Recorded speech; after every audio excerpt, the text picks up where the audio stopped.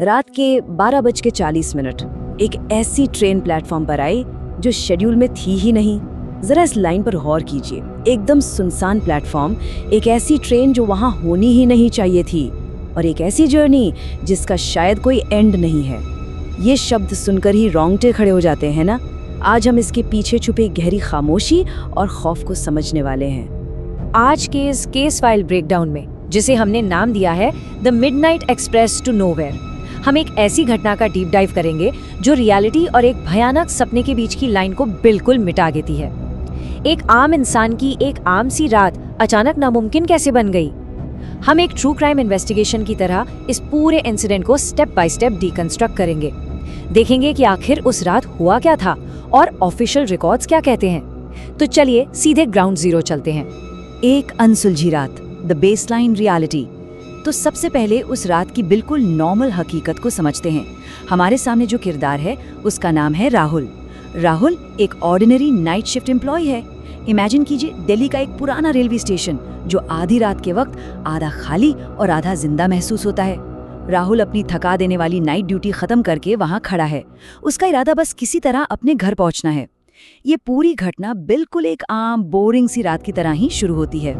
इस घटना की टाइमलाइन एकदम क्लियर है। रात 11:30 बजे राहुल की नाइट शिफ्ट खत्म होती है। 12:15 पे स्टेशन से आखिरी शेड्यूल्ड ट्रेन निकल जाती है, जिसे अनफॉर्चुनेटली राहुल मिस कर चुका है। और फिर आता है रात के 12:40 का वक्त, द अनशेड्यूल्ड अराइवल। बिना किसी अनाउंसमेंट के, बिना किसी वार्निंग के उस ठंडे प्लेटफॉर्म पर एक ट्रेन आकर रुकती है।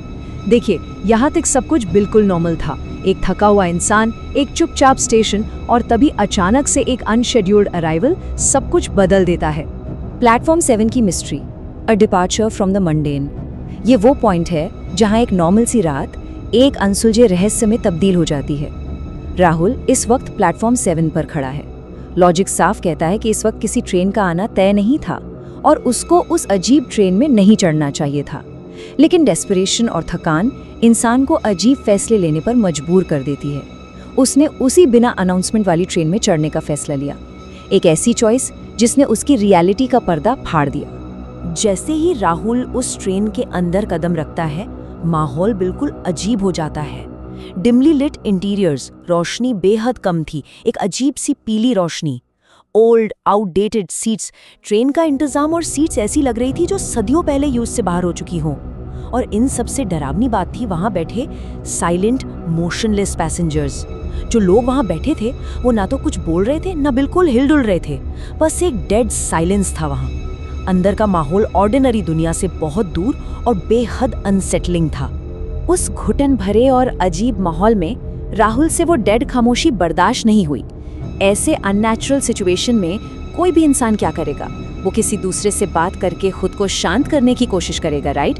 उसने आगे बढ़कर अपने पास बैठे एक यात्री से एक बेहद ही आम सा सवाल पूछा, भाई ये ट्रेन कहाँ जा रही है?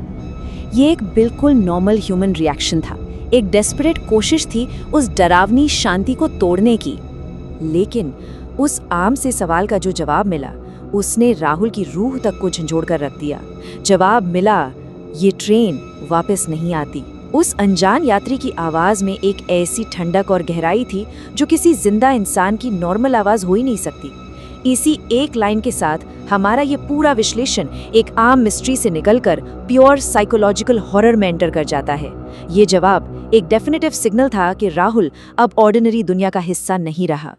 वक्त से पीछे, द रियलिटी स्लिप। अब तक जो चीजें थोड़ी अजीब लग रही थी वो अब एक पूरे नाइटमेरिश पैनिक में बदलने वाली हैं। एक नॉर्मल रियलिटी से भयानक टाइम स्लिप की तरफ ट्रांजिशन। राहुल की धड़कनें बढ़ रही हैं और अब सब कुछ ह्यूमन माइंड के कंट्रोल से पूरी तरह बाहर है। आइए इस सुपरनैचुरल क्लाइमैक्स के एक एक स्टेप को लॉजिकली मैप करते हैं। इस एस्केलेटिंग पैनिक को एक एक करके समझते हैं। स्टेप 1, राहुल घबराकर अपना फोन निकालता है, लेकिन देखता है कि वहां 0 मोबाइल नेटवर्क है। बाहरी दुनिया से उसका कनेक्शन कंप्लीटली कट हो चुका है। स्टेप 2, वो सिचुएशन समझने के लिए खिड़की के बाहर झांकता है, लेकिन प्लेटफॉर्म पर लोग 90s के दौर के कपड़े पहने हुए चलते दिखते हैं, जैसे रियलिटी पिछले दशकों में स्लिप कर गई हो। और फिर आता है स्टेप 3, एक बुजुर्ग आदमी चलकर उसके पास आता है और एक ऐसी हकीकत बताता है जो रियलिटी के बचे हुए टुकड़ों को भी तोड़ देती है। वो हकीकत इस खौफनाक साल से जुड़ी थी, 1995। उस बुजुर्ग आदमी ने राहुल को बताया कि एग्जैक्टली इसी ट्रेन में साल 1995 में आग लग गई थी, एक भयानक हादसा जिसमें ये ट्रेन जलकर खाक हो गई थी। और सबसे डरावनी बात पता है क्या है? उस दिन के बाद से ये ट्रेन कभी रुकी ही नहीं। सोचिए, एक गोस्ट ट्रेन जो पिछले कई दशकों से अपने उसी एंडलेस लूप में दौड़ रही है। ये नंबर 1995 सिर्फ एक साल नहीं है, ये उस एंडलेस सफर का ओरिजिन पॉइंट है जहां से कभी कोई वापस नहीं आया। उस पूरे पैनिक में राहुल एस्केप करने का रास्ता ढूंढता है। वो तेजी से दरवाजे की तरफ भागता है, लेकिन दरवाजा गायब था, लिटरली गायब। जिस रास्ते से वो ट्रेन के अंदर दाखिल हुआ था, अब वहां सिर्फ सॉलिड लोहे की दीवार थी। एस्केप का, वापस लौटने का कोई भी फिजिकल रास्ता अब मौजूद नहीं था। राहुल पूरी तरह से उस कर्स्ड ट्रेन में कैद हो चुका था। केओस अचानक अपने पीक पर पहुंचने लगता है। लाइट्स तेजी से ब्लिंक करने लगी। ट्रेन ने एकदम से बेहद तेज स्पीड पकड़ ली। पहियों की स्क्रीचिंग साउंड, लोहे की टकराहट और उस स्पीड के साथ डिम लाइट्स का लगातार झिलमिलाना, एक ब्रेथलेस पेसिंग और सेंसरी ओवरलोड का माहौल वहां बन गया था, जहां फिजिक्स के सारे रूल्स कंप्लीटली खत्म हो चुके थे।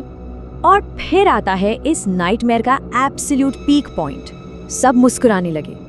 जो मोशनलेस और साइलेंट यात्री अब तक बिल्कुल चुप थे, उन सब ने बिल्कुल एक ही वक्त पर एक साथ हार्मनी में अपना सर घुमाया और राहुल की तरफ देखने लगे। उन सबके चेहरों पर एक चिलिंग मुर्दा मुस्कुराहट थी। ये डरावना अननेचुरल दृश्य किसी का भी मेंटल ब्रेकिंग पॉइंट हो सकता है, यहाँ अगर हॉरर अपने एक्सट्रीम लेवल को छू लेती है। इन पिछले फास्ट पेस्ड हॉरर से निकलकर अब हम एक हार्ड और सडन ड्रॉप लेते हैं। माहौल बिल्कुल शांत होता है। आखिरी CCTV footage, the objective truth. रात गुजर चुकी है और अगली सुबह की खामोशी है। आइए अब जज्बात को साइड में रखकर बिल्कुल ऑब्जेक्टिव, कोल्ड और फैक्चुअल नजरिए से देखते हैं कि दुनिया और कैमरास के लिए उस आखिरी रात आखिर रिकॉर्ड क्या हुआ था। ये आखिरी सबूत पूरे विश्लेषण का सबसे प्रोफाउंड हिस्सा है, जो हमें दो बिल्कुल अलग रियलिटीज दिखाता है। एक तरफ है side A, what Rahul experienced. Rahul एक स्पीडिंग कर्स्ड 1995 की ट्रेन में फंस चुका था, जहां दरवाजे गायब थे और मौत सामने थी। और दूसरी तरफ है side B, the CCTV footage. Station के सर्वेलेंस कैमराज में जो रिकॉर्ड हुआ वो बिल्कुल ठंडा और अलग था। कैमराज ने दिखाया कि राहुल अकेले एक पूरी तरह से खाली प्लेटफॉर्म पर चुपचाप खड़ा था। इन दोनों बातों के बीच का ये जो अंतर है, ये सुपरनैचुरल हॉरर और कोल्ड सर्वेलेंस टेक्नोलॉजी के बीच की हकीकत को सामने लाता है। और उस सीसीटीवी लेंस की सबसे आखिरी और हॉरिफाइंग रियलिटी सामने आती है कि वहां कोई ट्रेन थी ही नहीं। सीसीटीवी फुटेज में ठीक राहुल के ओझल होने से पहले का फ्रेम चेक किया गया। वहां ट्रैक्स पर कभी कोई ट्रेन आई ही नहीं थी, सब कुछ एम्प्टी था। तो सोचिए, अगर वहां ट्रेन नहीं थी तो राहुल किस रियलिटी में चला गया? ये फाइनल ऑब्जेक्टिव ट्विस्ट पूरे नैरेटिव को एक सिंपल गोस्ट स्टोरी से ऊपर उठाकर एक गहरी अनसुलझी एग्जिस्टेंशियल मिस्ट्री में बदल देता है। इस पूरे केस फाइल और इन तमाम अजीबो-गरीब फैक्ट्स को जोड़ने के बाद हम इस डीपली अनसेटलिंग विचार पर पहुंचते हैं। हर ट्रेन तुम्हें घर नहीं ले जाती, कुछ ट्रेन तुम्हें वापस आने ही नहीं देती। ये शब्द हमारे जहन में एक सवाल छोड़ जाते हैं। दुनिया में ऐसी कई घटनाएं हैं जिन्हें लॉजिक, फैक्ट या सीसीटीवी के दायरे में नहीं समझाया जा सकता। क्या वो ट्रेन किसी और डायमेंशन से आई थी, या फिर वो सिर्फ उन लोगों के लिए आती है जिन्हें वो वापस आने ही नहीं देना चाहती? इस अनजान रहस्य के साथ हम इस केस इन्वेस्टिगेशन को यहीं क्लोज करते हैं।